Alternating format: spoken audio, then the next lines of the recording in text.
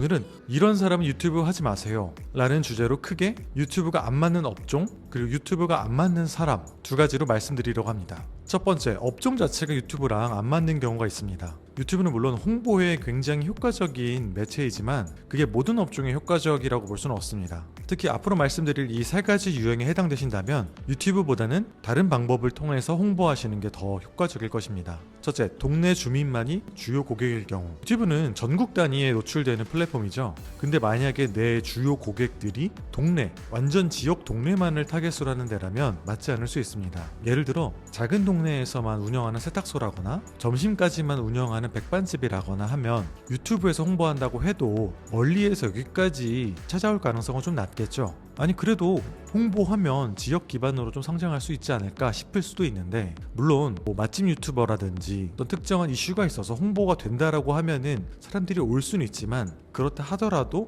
내가 직접 채널을 만들어서 운영한다라는 것은 비효율적이겠죠. 그 시간과 그 비용이라면 차라리 체험단을 쓴다거나 플레이스 마케팅을 한다거나 검색 광고를 한번 더 돌리는 게 나으실 겁니다. 두 번째, 객단가가 낮은 경우. 유튜브는 장기전입니다. 꾸준히 운영해야 효과를 볼 수 있는데 이때 객단가가 낮은 업종은 운영 부담이 큽니다. 고객 한 명당 얻을 수 있는 수익이 작기 때문에 유튜브를 만들고 운영하는 데 들어가는 시간과 비용을 회수하기가 굉장히 어려운데요. 물론 객단가가 낮아도 브랜딩이 잘 되면 좋을 수는 있겠죠. 다만 이 경우에는 장기적으로 보면서 비즈니스 모델을 잘 설계를 해야 되는데요. 객단가 낮은 상품 그것만을 파는 것이 아니라 그 이상을 계속해서 판매할 수 있도록 잘 짜는 게 중요합니다. 하지만 이건 영상과 제품 둘 다에 있어서 기획력이 좋아야 되고 일반적인 가게에서 하기에는 현실적으로 쉽지 않습니다. 세 번째, 주제가 한정적인 경우. 유튜브는 구독자들이 지루하지 않게 계속해서 새로운 영상을 만들어서 올려야 되는데요. 근데 만약에 업종 특성상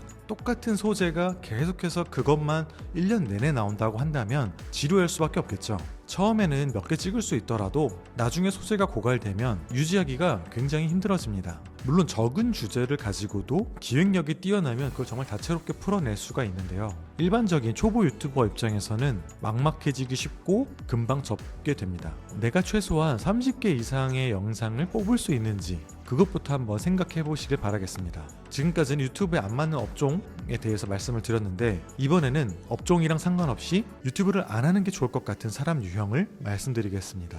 솔직히 말하면 이런 유형이 만약에 내가 속한다라고 하면 유튜브를 시작을 했다 하더라도 금방 포기할 가능성이 높습니다. 첫 번째, 단기적인 성과를 바라는 사람. 유튜브는 기본적으로 6개월에서 1년 정도는 잡고 바라보면서 나아가는 게 필수적입니다. 근데 만약에 2개, 3개만 올려놓고 반응이 없네, 접자라고 할 거면 애초에 시작하지 않는 게 더 나을 수 있습니다. 물론 한 달 만에 또는 뭐 영상 한두 개로 떡상하는 채널도 많이 있는데요. 그건 평범한 경우가 아니기도 하지만 설령 떡상을 했다고 하더라도 계속해서 그 이후의 영상들까지 떡상할 거라고 바라보기에는 굉장히 어렵습니다. 시작하자마자 대박이 나기를 바라는 것보다 차라리 점진적으로 성장하면서 가다가 터져야 기복 없이 오래 갈 수 있습니다. 운영할 시간도 없고 맡길 예산도 없는 사람. 유튜브는 기본적으로 영상을 찍어서 올려야 되는 거기 때문에 어느 정도 진입장벽이 있고 이걸 또 잘 하기 위해서는 쉽지 않다고 느껴질 수 있어요. 촬영, 편집, 기획 여러 가지들을 한 번에 고려를 해야 되기 때문인데요. 물론 이거를 혼자 할 수도 있고 맡길 수도 있는데 혼자 할 시간도 없고 맡길 예산도 없다고 한다면 방법이 없겠죠. 직접 운영하고 싶은데 시간이 없어요. 편집자 너무 비싼 것 같아요. 일주일에 1개씩 올리는 건 쉽지 않은 것 같습니다. 이런 말을 만약에 하게 될 것 같다면 그 여력이 될 때, 할 수 있을 때 시작하시기를 바랍니다. 또는 큰 욕심 없이 가볍게 시작하는 것부터 해보시는 게 나을 수 있습니다. 유튜브 촬영 또는 기획이 정말 적성에 맞지 않는 사람. 유튜브 대행을 하다 보면 정말 영상이랑은 안 맞는 분들을 만날 때가 있는데요. 대본을 그냥 손에 들고 읽는 것조차도 떨려서 못하시는 분들이 있습니다. 촬영한다는 생각만으로도 너무 떨리고 두려워서 못하시는 분들인데요. 또는 말이 너무 느리거나 말이 너무 횡설수설하거나 평소에 내가 말을 너무 재미없게 한다라는 평을 듣고 있다면 혼자서는 개선이 조금 어려울 수 있습니다. 또 영상을 기획하고 스크립트를 쓴다라는 것도 최소한의 어떤 감각이 있는데,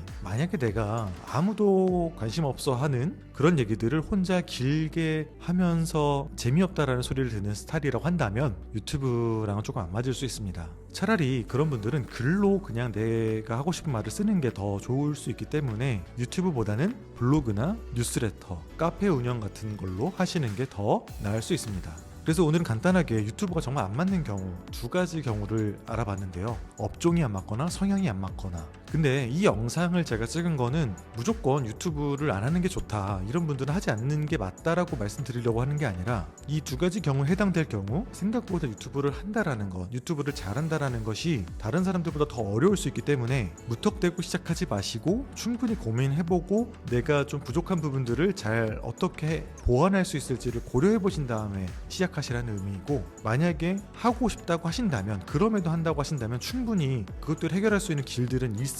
그러니까 내가 만약에 이런저런 어려움들이 있지만 유튜브를 그래도 꼭 하고 싶다, 그런 마음들이 있다고 하신다면 그런 고민들, 어려운 점들을 댓글에 있는 링크로 들어가서 적어주시면 다음 영상은 유튜브를 하는 게 좋은 경우를 말씀드리려고 하니 꼭 이어서 봐주시길 바라겠습니다. 오늘 영상이 도움이 됐다면 구독과 좋아요 부탁드리고 다음에 더 유익한 영상으로 찾아오도록 하겠습니다. 감사합니다.